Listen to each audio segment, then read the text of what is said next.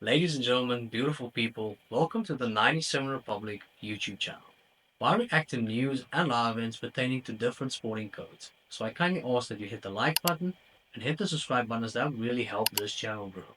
And to ensure you don't skip a beat, click the notification bell as well. That way you can guarantee that you don't miss any of the action. Alright? So let's go.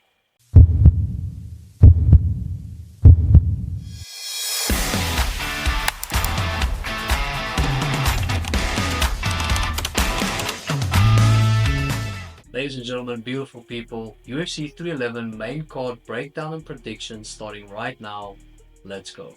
So starting off the main card, we have Kevin Holland versus Reinier de Ridder inside of the middleweight division. Now I made a video of Reinier highlighting his strengths and weaknesses inside of the octagon and how he would like a fight to play out, where his advantages are and basically what he wants to do. So Reinier is a Brazilian Jiu-Jitsu black belt and a Brazilian Jiu-Jitsu specialist, and he wants to submit his opponent. So I'm picking Kevin Holland to win this fight. How? I'd probably say third round knockout. Here's why. Kevin is a Brazilian Jiu-Jitsu black belt. Now I'm not saying he'll be able to nullify Reinier's Jiu-Jitsu, but he would be able to provide some resistance.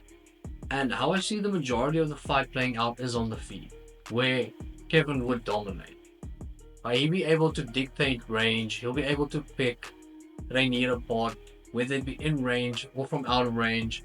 And the fundamental problem with Reinier striking is he's not fast enough, he doesn't have enough power, and he leaves a lot of openings. He can get caught and he can get clipped. His guard isn't that good, and Reinier relies a lot on his durability, being able to walk through punches, and you just can't do that inside of the UFC. And Reinier couldn't even do that inside of one either against Anatoly Malaikin.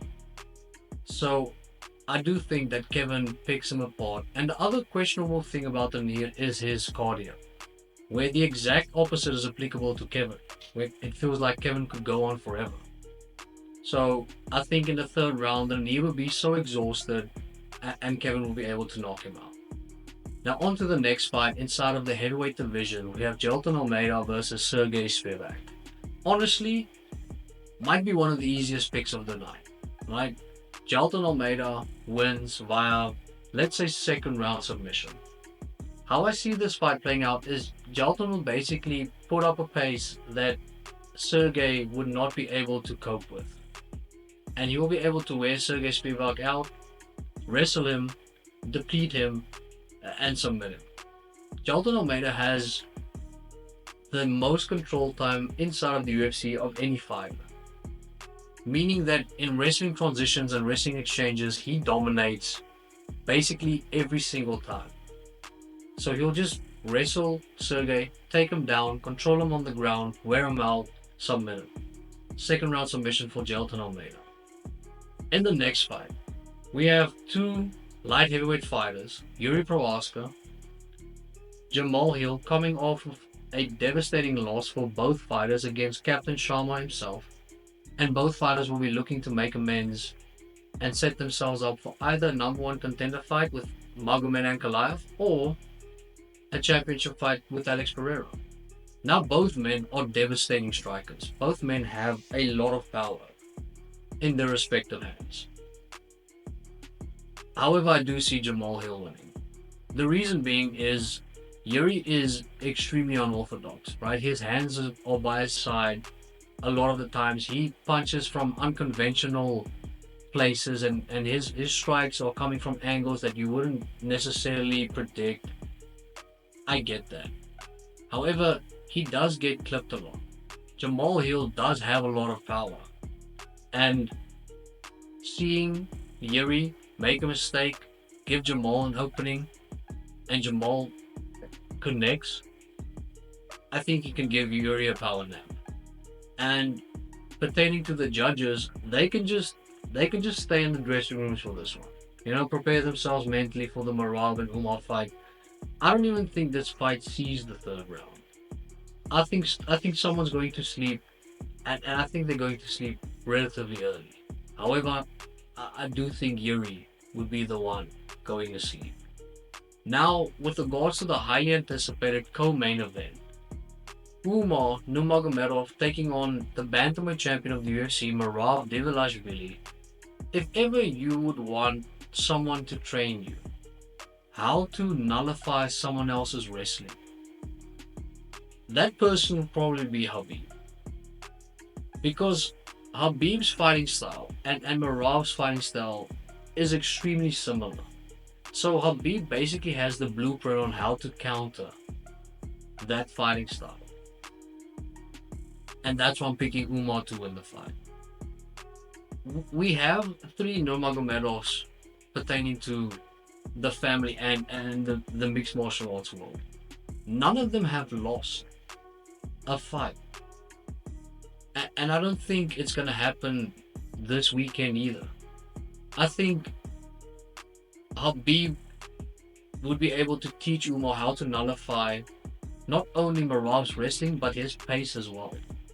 Because if Dana White came out and he implemented a rule where no wrestling would be allowed for this fight, Umar would win because he is the dominant striker.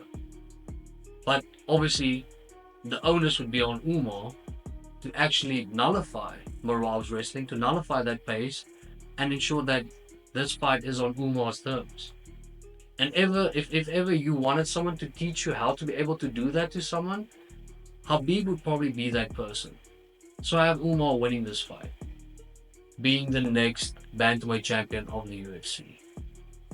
Now with regards to the main event, the once Islam versus Arman main event, now the Islam versus Renato Moicano main event.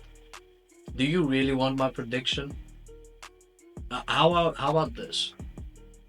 How about you bet your uncle on Islam Makhachev winning this fight? Now, I get it. It is mixed martial arts. Anything can happen. But I don't see any threat for Islam in this fight. Now, Renato is extremely durable. He is not a bomb at all. Right? He is extremely adequate with regards to striking. And all in all, a good fighter.